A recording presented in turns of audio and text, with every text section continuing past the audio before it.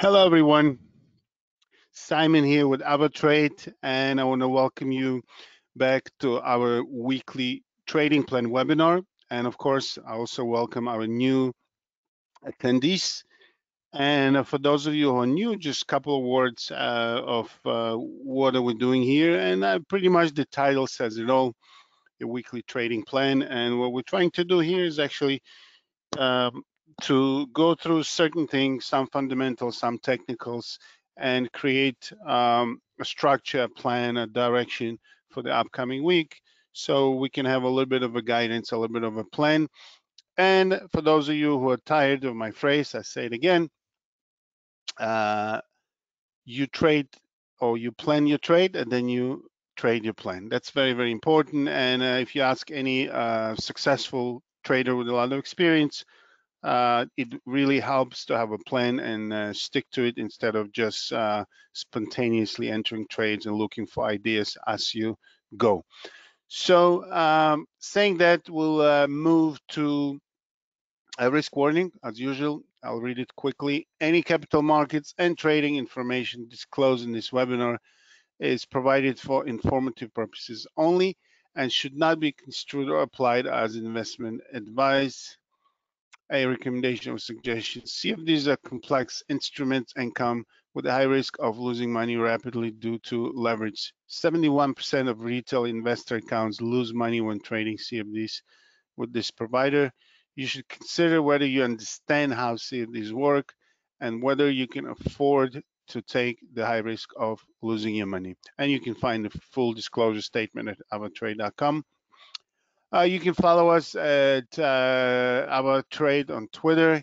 And of course, the YouTube channel is a great source of very useful information.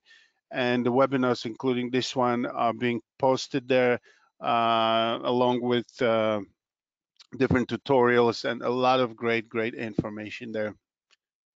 And this is our agenda, not necessarily in the same direction, but usually what we do, we go through indices, Forex, commodities, and stocks. And before we do that, I'd like to always bring kind of a big picture of what really affecting the market globally. As we know today, we live in the global markets. It's not about just US, just Europe, just Asia, or anything else. Everything affects everything. And then we'll see in a moment how it really works in reality. So before we go into things, also important, and for those of you that are taking trading seriously, this is very important part to really know what's happening in the upcoming week as far as the economic calendar and announcements. And what I do here, I just take the most important one, the high impact. That's why you see the red things on the impact level. And let's see what's really coming up this week. So on Japan, we have GDP numbers Monday, and Tuesday we have Bank of Australia meeting minutes. We'll have a little bit of an idea what's happening there as far as the policies and monetary kind of ideas. And we have unemployment rate from UK. We have GDP numbers from Europe, European Union, that is. We have inflation number from China on Wednesday. Also inflation number from UK, very important one. As we know, they're really struggling with inflation as US as well. So it's important to watch what's happening there. As we know, last time the Bank of England, they did increase a little bit of the interest rate. So followed by retail sales from US, also important numbers.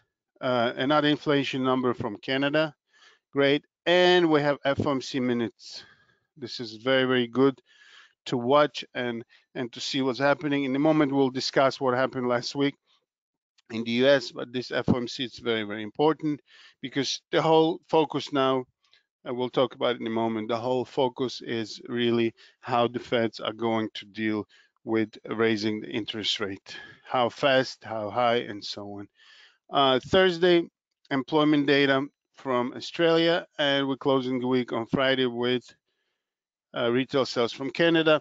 Again, I'd like to say it all the time that whatever market you trade, whatever part of the world that market belongs to, it's important that you go through economic calendar before the beginning of the week or on daily basis. Some people do it, and really look. There's much more announcements. What I do, as I said, I just bring the high impact ones, the medium impact, and so on. And you can find all this on the internet. There's a lot of sites that are offering it.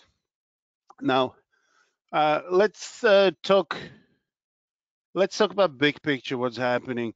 And as we said, and I think it's been we've been saying it for a few weeks now, that the main focus has been, of course, COVID, what's happening, opening, reopening, dropping restrictions, posting restrictions, a lot of things, vaccination, no vaccination. We have a lot of issues in Canada with the truckers blocking the capital after the government came up with this rule that they need to do vaccination and other things. So it's chaos is still there, of course. At the same time, some countries are really kind of dropping restrictions slowly. So there's a light at the end of the tunnel. We could see it as of now. And another big thing that it's still on the radar, it's Ukraine-Russia conflict. And what really spooked the market, we'll see it in a moment on the charts, that Biden actually said at the end of the week that the Putin is ready to attack, and most likely he's going to attack any day, the next few days, and he's going to launch the rockets and so on. So the market didn't take it lightly, and we're going to move now to the trading platform. So we'll see what happened. And actually, I want to start with the dollar ruble, and that's actually a very sensitive thing to what's happening in Russia, Ukraine. As you can see, dollars is after this advanced move higher, we did move lower to find some kind of a support around 74 here. And on this news or an announcement by Biden, dollar really spiked against the ruble, pretty strong from 75 to 77 and a half almost. So this is on the radar, and again, I always say, of course, all of us, if you are kind of normal, wouldn't wish for any war, and we all really hope that it's not going to happen. But as of now, there's a threat. I don't know how real it is, and again, some countries are calling on the citizens to leave Ukraine while they can, and there's a little bit of a panic there. But I've actually spoken to some of people and the friends that I have in Ukraine. They're pretty much ready for anything, but we don't feel panic within in Ukraine. So sometimes the outsiders create this panic and unnecessary fear without really being within the country. So, like I said, I hope everything works out. So let's see. So pretty much the main focus on Russia, Ukraine, and that's what really give a push down to the market. And let's start with indices, and we start with Asia. Everything fell pretty much. Nikkei fell 2 straight days. Nifty it has its life of its own, as I like to say. It also showed a little bit of a weakness, but U.S. indices got really hit hard, and this is Thursday and Friday. So what happened? We bring. So it was a little bit of recovery here. This is a 1-hour chart. If we look on 1-hour chart, it was a little bit of a pullback after this drop, and then the rest of the day we were just falling. The gravity just took over, and we're just falling on the indices. So this is the S&Ps, and if you take a look at the weekly chart, it really after this drop, we're really sitting, trying to retest or break the bottom of this large candle that we had a couple of weeks ago.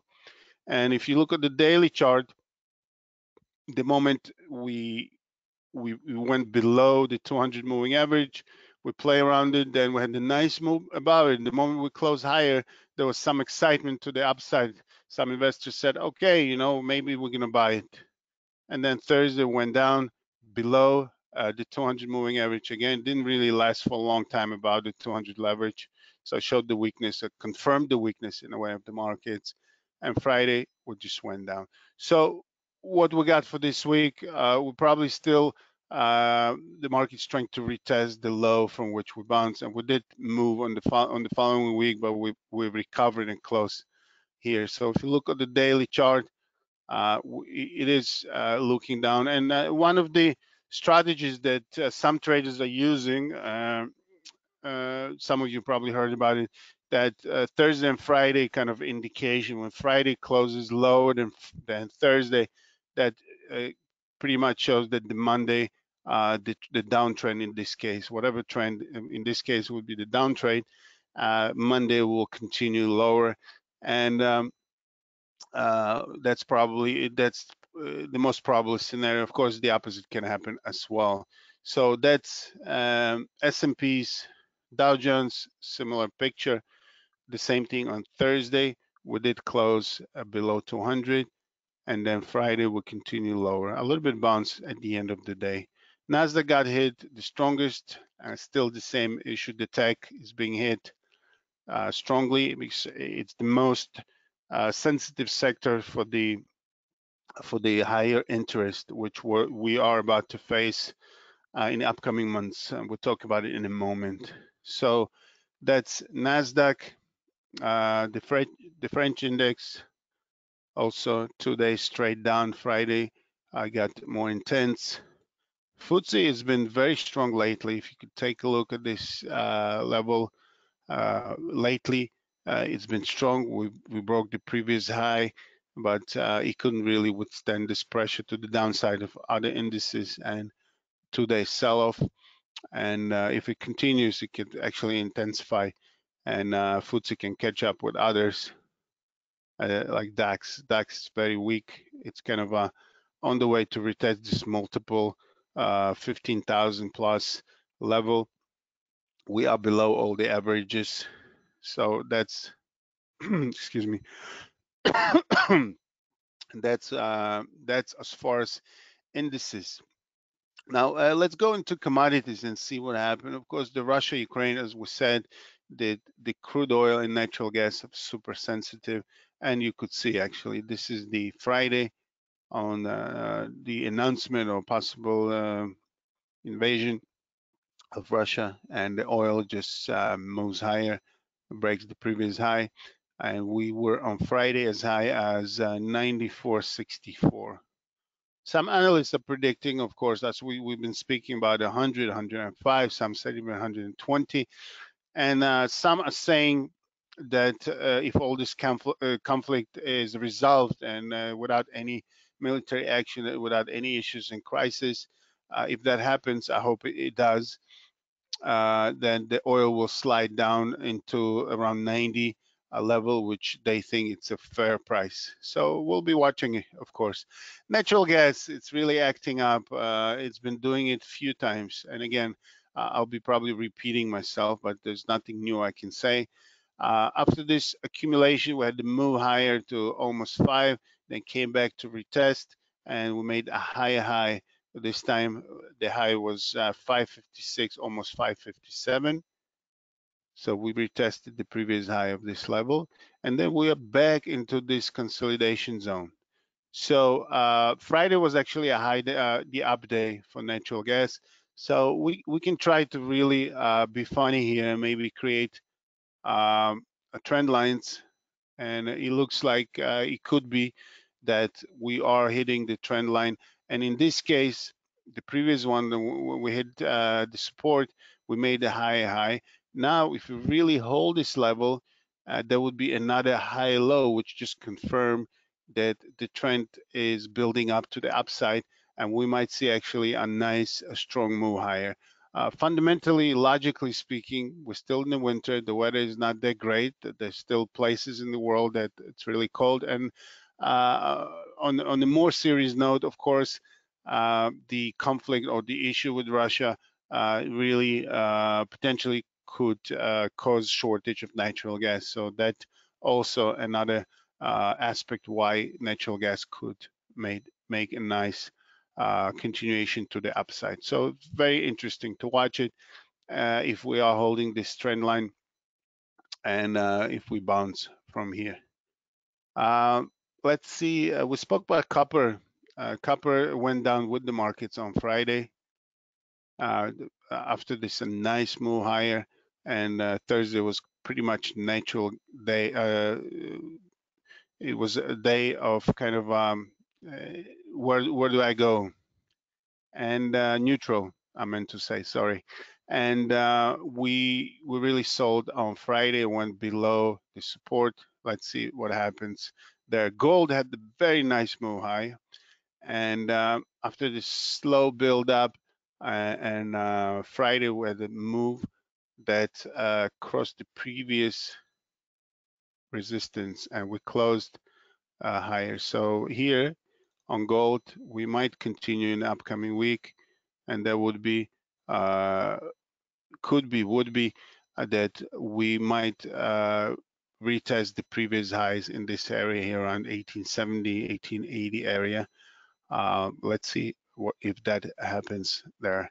So that's as far as gold and copper and the energy. Let's take a look at the soft commodities. Soft commodities had a really nice week, and something that I wanted to show you is actually coca. Take a look. I don't really talk much about this commodity. It's a tricky one. As you can see, it's not easy to trade. It usually trades with a lot of gaps, and it had a very strong move to the upside, and it held.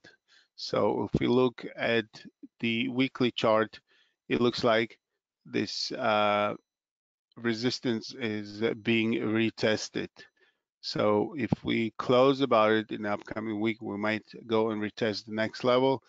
And if not, we could pull back. But this, as I said, for those of you that didn't attend the previous webinars, I tried to remind everybody this week that according to some analysts, this is the year of soft commodities, and they've been pretty much confirming that opinion of the analysts.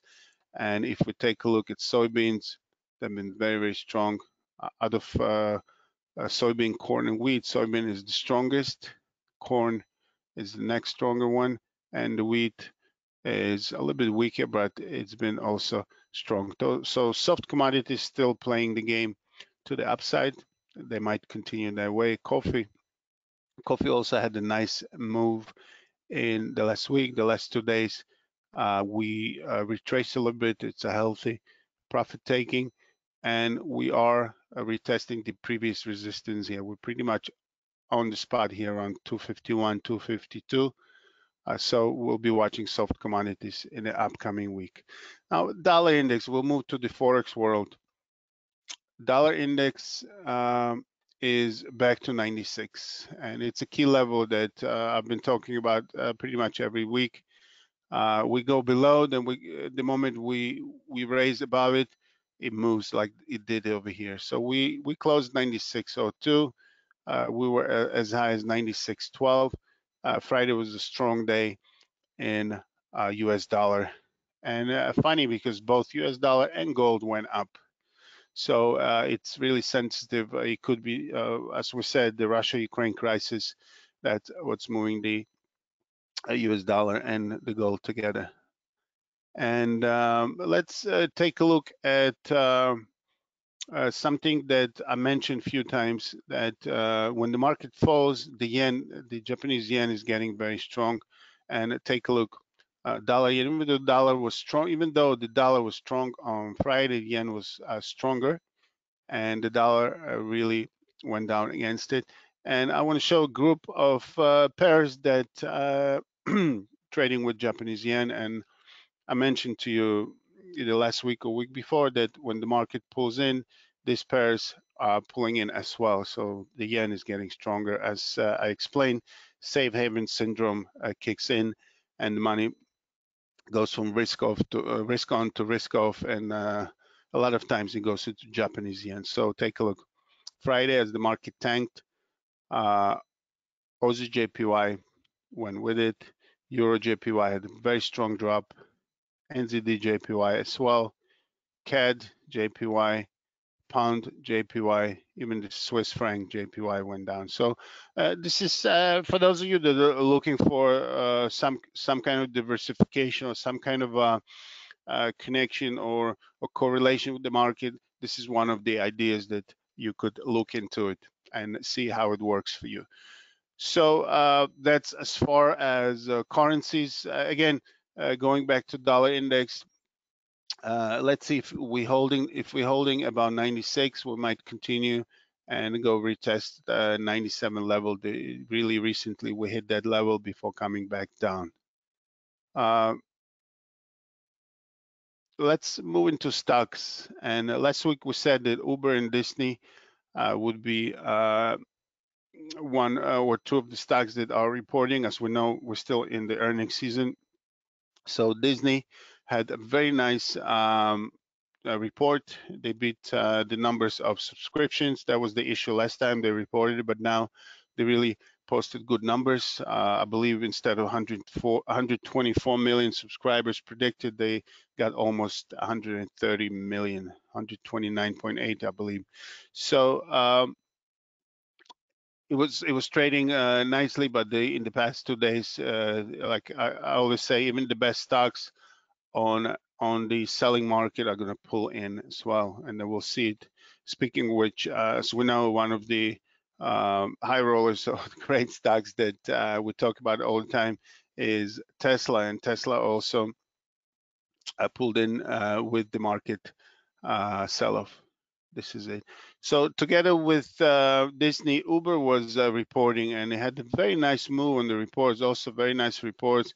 But as the market sold, it really sold with it pretty heavy. We came right back to where we started the whole move around 35.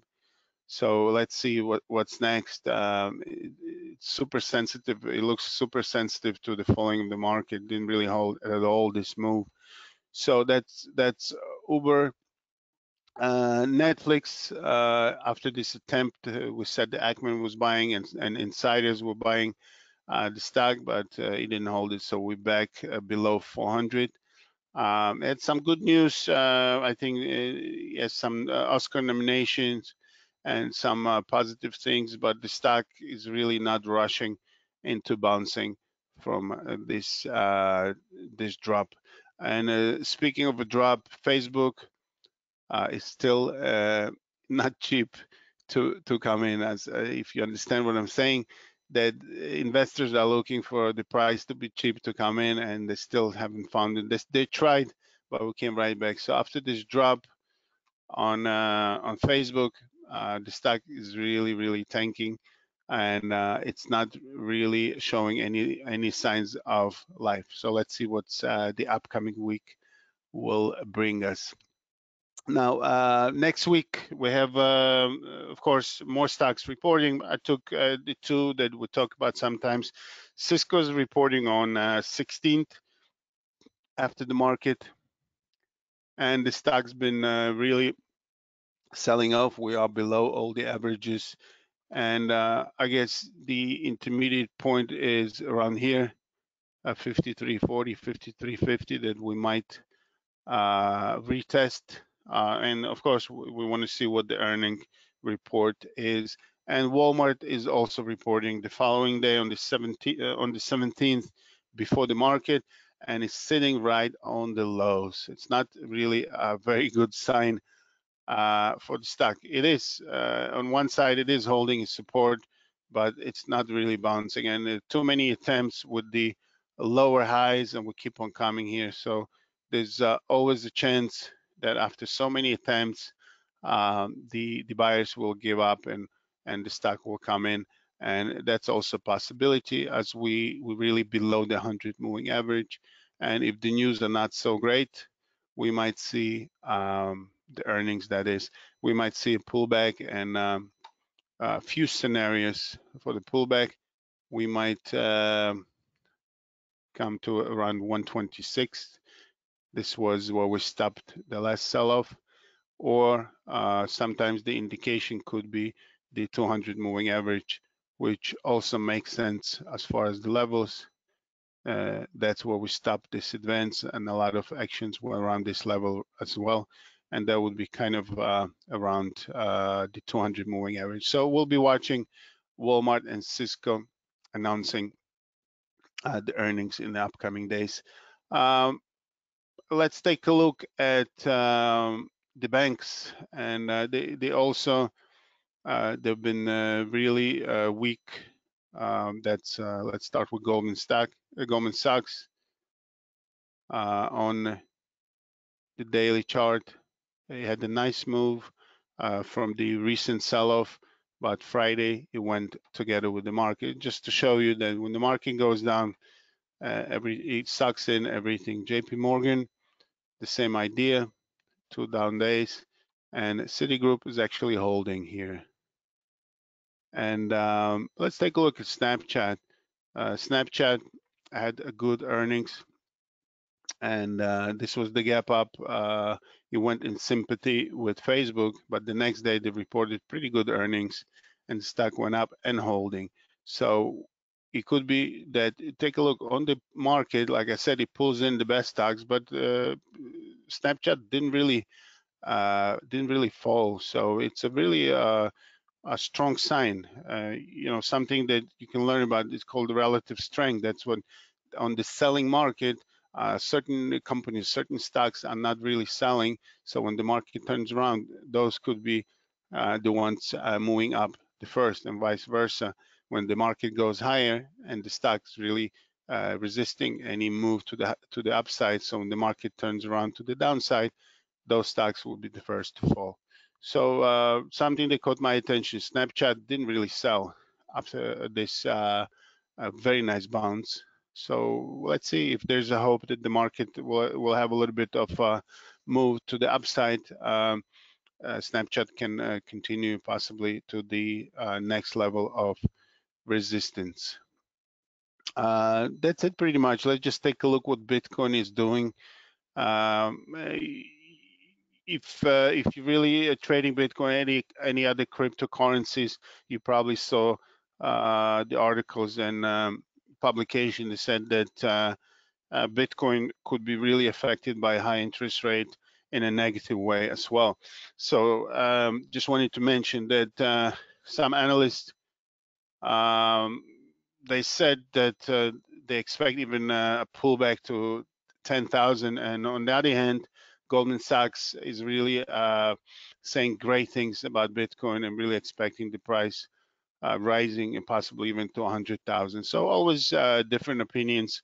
As far as technically, after this recent sell-off, we had a nice recovery here, and we are holding about 40. We went as high as 45 something, and then pulled back the last 2 days. And let's see if we're holding. If we're holding 41, 42, we could continue high. If we dive below 41 again, we could go lower and retest it. So let's just summarize what we spoke about. Of course, we spoke about the focus on Russia-Ukraine crisis, and I hope the prognosis of Biden really don't come for us to see them, because that's really not a good thing. And I hope that they really solve. All the European leaders and other world leaders are really trying to work on it. And I hope that things will, within the next few days, weeks, will get normal, and that threat will go away, and maybe the markets are going to respond to it. And we said FOMC minutes this week.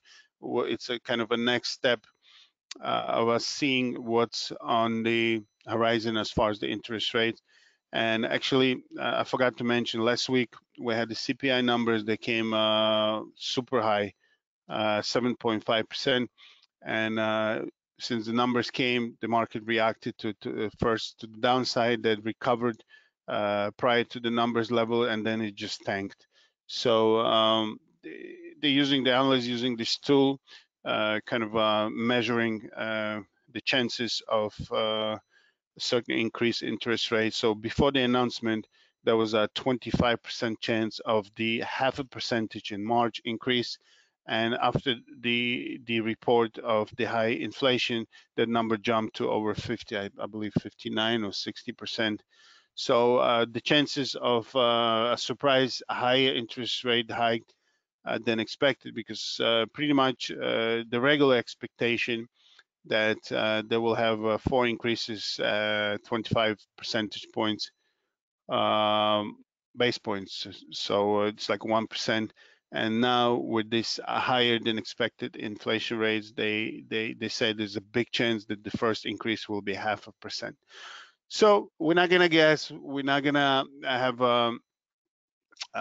any specific expectations. We'll go with the flow. And I wish everyone an amazing week, a successful week, a healthy week, and we'll be back next week. All the best. Take care.